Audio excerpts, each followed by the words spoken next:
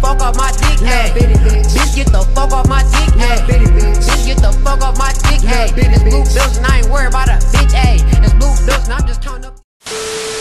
What is up, Blue Bill Gang? It's your boy, Blue Bill. I said Blue Bill Gang. That's cool. I mean, I want to call y'all Metaversers. But look, I almost did not post a video today because I was supposed to post a different video. But I'm like, man, I don't want to post that video. But today's video is about how society shapes your reality and understanding the social matrix. This is from Actualized Clips. I actually watched like a 3-hour video about this on his main channel, but this is just like the clip of like a video. It's like 7-8 minutes long, so I just wanted to watch this video with y'all, and I wanted to react to how society shapes your reality and what he has to say on that. So I'm actually going to big screen it and let's go.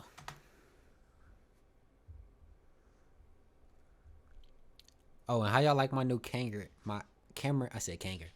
angle? The social matrix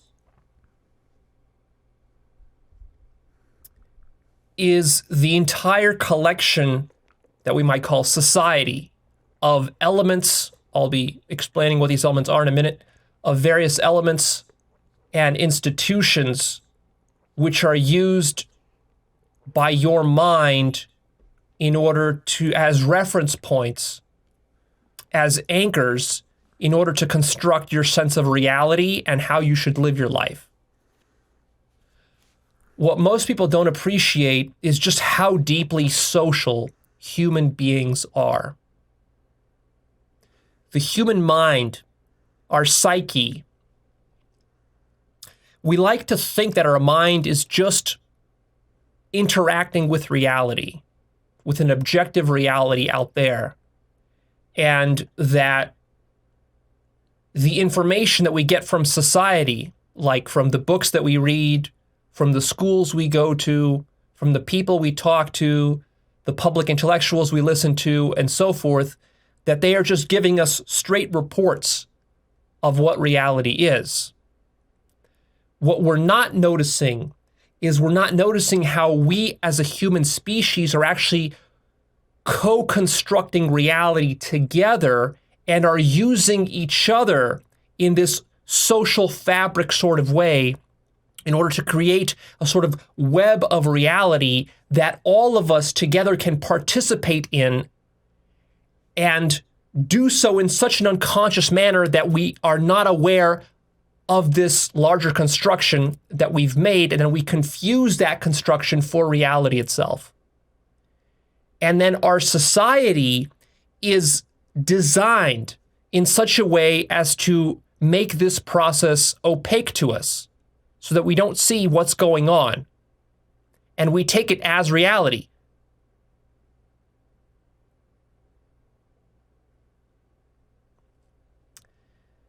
This is such a profound notion that it's difficult to even know where to begin unraveling it and explaining it, because it's a giant intertangled tapestry and web that we have woven together.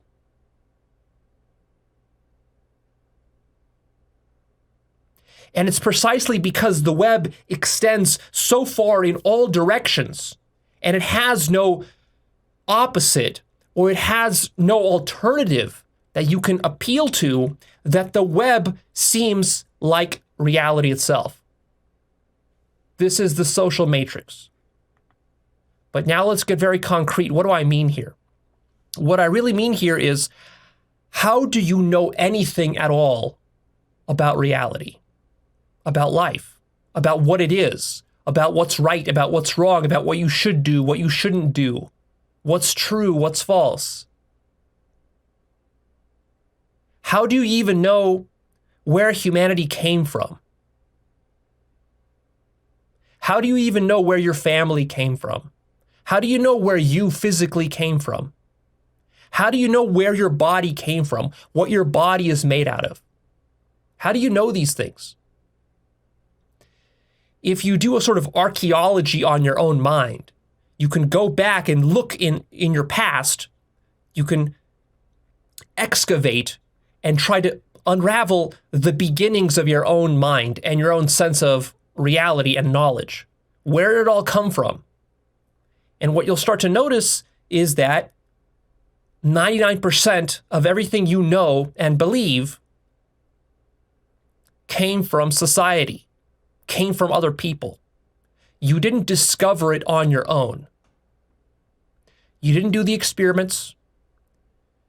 You weren't there in the past to see human history.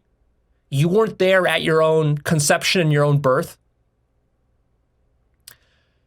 Where did you get all this information? You think you know what is happening here, but where did you get this information? You got it from other people. But notice, if you got it from other people, this assumes something. This assumes the people you got it from themselves were not self-deceived.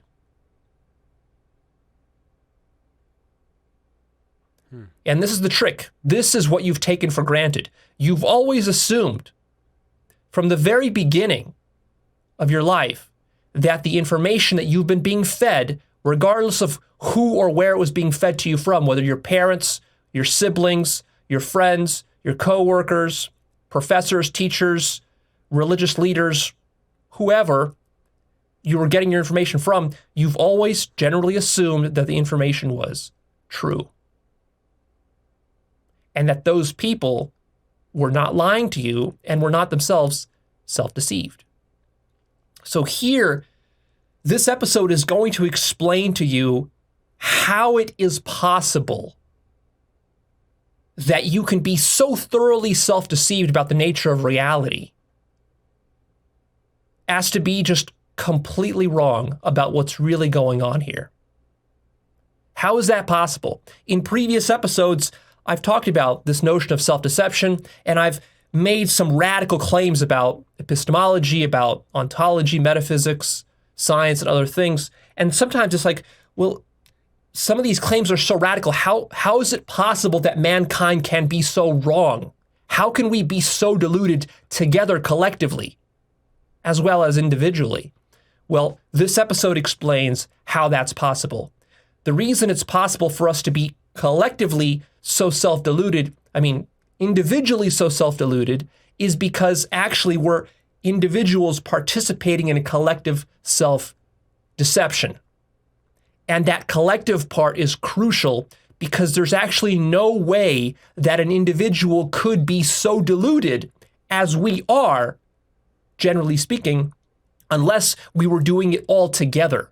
Because when we do it all together, you see, this makes it seem more real. Together, we can construct a fiction that we couldn't construct by ourselves, individually. It's hard to brainwash yourself individually. You do it to some extent, but it's difficult. What really sells the self-deception is when everybody else around you is doing it too, and then the peer pressure of it and the normalization of it makes you buy into it.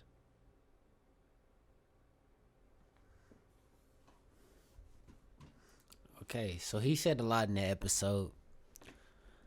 Got chills in my body from, just watching him speak, because that man speaks the truth, bro.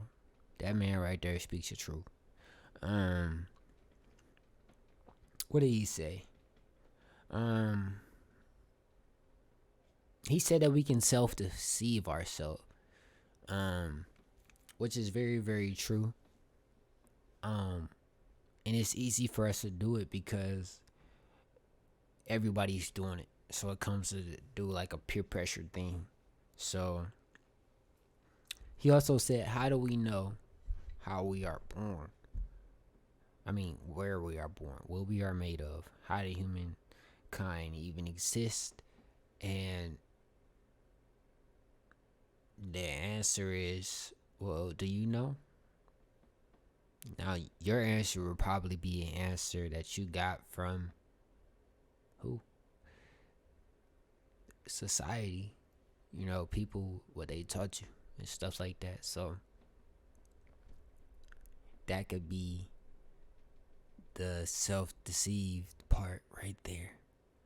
So yeah, with that being said, y'all, I'm not gonna go too much deep into this video. I'm gonna keep these videos like not too long, you know what I'm saying?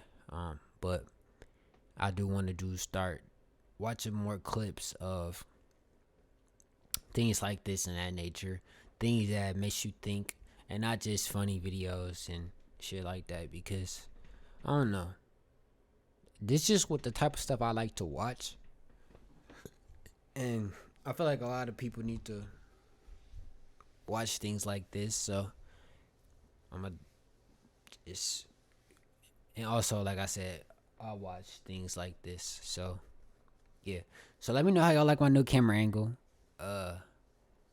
if y'all fuck with it or not. I'm gonna see how I like it. But with that being said, y'all, subscribe and send me more videos at Forever Blue Bill, and I'm out. Peace. These strips, huh? I'm getting money, now these hoes on my dick, huh? Yeah, too much sauce got you pissed, huh?